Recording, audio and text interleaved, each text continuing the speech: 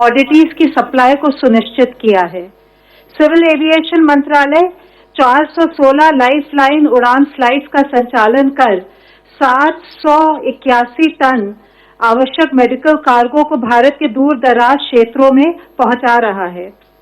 Trucks और goods carriers की movement में निरंतर बढ़ोतरी हो रही है, परंतु इस आवाजाही को और पुख्ता करने के लिए गृह मंत्रालय ने कल राज्य सरकारों को पत्र लिखकर आपदा प्रबंधन अधिनियम के अंतर्गत जो दिशा निर्देश जारी किए गए थे उसकी तरफ उनका ध्यान आकृष्ट किया है। आर्थिक गतिविधियों को और आवश्यक वस्तुओं की समयबद्ध आपूर्ति के लिए ये जरूरी है कि गुड्स ट्रैफिक्स को इंटरस्टेट बॉर्डर्स पर रोका नहीं जाए। दिशा निर्देशों के बावजूद देश के कुछ हिस्सों में ट्रक्स और गुड कैरियर्स की मूवमेंट में समस्या आ रही है। गृह मंत्रालय ने फिर से स्पष्ट किया है कि ट्रक्स और गुड्स कैरियर्स की मूवमेंट के लिए चाहे वह भरे हुए ट्रक्स हों या खाली हों, अलग से पास की आवश्यकता नहीं है। राज्य सरकारों को अनुरोध किया गया है कि वे सुनिश्चित करें कि जिला प्रशासन एवं फील्ड एजेंसीज इन निर्देशों का पालन करें। आज गृह मंत्रालय ने आदेश जारी कर उन लोगों की आवाजाही की अनुमति रेल द्वारा भी दी है जो लॉकडाउन की वजह से फंसे हुए हैं, जैसे स्टूडेंट्स, माइग्रेंट लेबर, टूरिस्ट और पिलग्रिम्स। इसके लिए संबंधित राज्य सरकारें एवं रेलवे बोर्ड उचित व्यवस्था करेंगे और सभी हेल्थ प्रोटोकॉल्स का अनुपालन सुनिश्चित करेंगे। आज मैं आप लोगों के साथ थोड़ा अपने जो हमारे केंद्रीय सशस्त्र पुलिस बल हैं उनका जो योगदान दिया जा रहा है कोविड-19 की लड़ाई में, उसके बारे में कुछ जानकारी आपके साथ शेयर करना चाहती हूँ।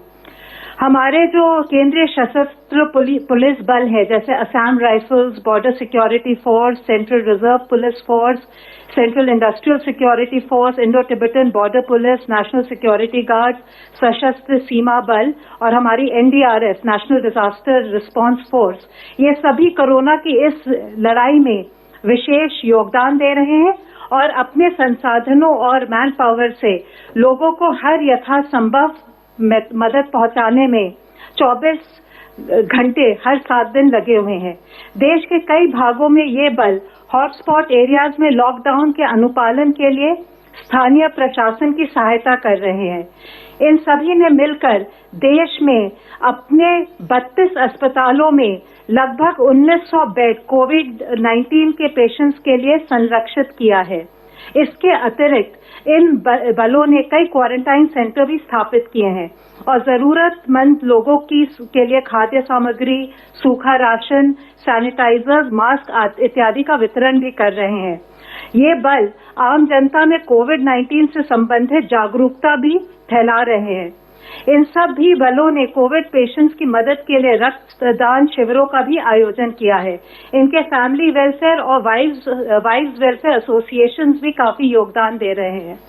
जैसा आप लोग को पता होगा, सेंट्रल रिजर्व पुलिस फोर्स देश का सबसे बड़ा केंद्रीय सशस्त्र पुलिस बल है। इसके 3 लाख से भी अधिक कर्मी पूरे देश में तैनात हैं। सीआरपीएफ ने दिल्ली से लेकर दंतेवाड़ा तक दूर दराज इलाकों के समुदाय को जरूरतमंद वर्गों की मदद की है।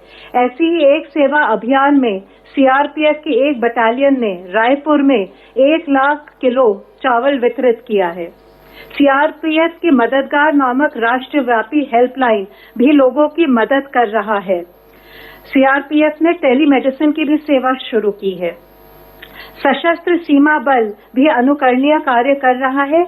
इन्होंने भारत की सीमा पर फंसे नेपाली नागरिकों को भी जरूरत की सभी चीजें प्रदान की हैं। जो इनके छुट्टी पर गए कर्मचारी हैं, उन्होंने भी स्थानीय क्षेत्रों में प्रशासन की सहायता की है। सीआईएसएफ के कर्मी भी इस लड़ाई में आगे बढ़कर हिस्सा ले रहे हैं। आप लोगों को याद होगा, इन्होंने एयरपोर्ट हेल्थ ऑर्गेनाइजेशन के साथ मिलकर विदेशों से आए यात्रियों की स्क्रीनिंग और जल्द इमिग्रेशन में सहायता की थी। सीआईएसएफ के जो फायर सर्विस विंग है, उसके सभी 103 यूनिट आसपास के क्षेत्रों में सैनिटाइजेशन में जिला अधिकारियों की मदद कर रहे हैं। बॉर्डर सिक्योरिटी फोर्स ने पूर्वी सीमा पर अंतर्राष्ट्रीय सीमा से लगते 300 से अधिक गांव में न सिर्फ लोगों को आधारभूत जरूरतें मुहैया कराई हैं, बल्कि उनकी चिकित्सा संबंधी सुविधा जो उनको जरूरत है वो भी उपलब्ध करा रहे हैं। पाकिस्तान से लगती हुई 553 किलोमीटर लंबी अंतर्राष्ट्रीय सीमा पर जो किसान अपने खेतों में फसल काटने जा रहे हैं, उनके इक्विपमेंट की सैनिटाइजेशन में भी इन्होंने मदद की है। बीएसएफ ने मेघालय में पशुओं के लिए भी चारा उपलब्ध कराया है। इस प्रकार वो दूर दराज क्षेत्रों में मोबाइल एटीएम की सुविधा भी आम जनता को मुहैया करा रहे हैं। बीएसएफ ने अपनी पेट्रोलिंग में काफी वृद्धि की है, जिससे कि सीमा पार से कोविड-19 के केस ना बढ़ पाए।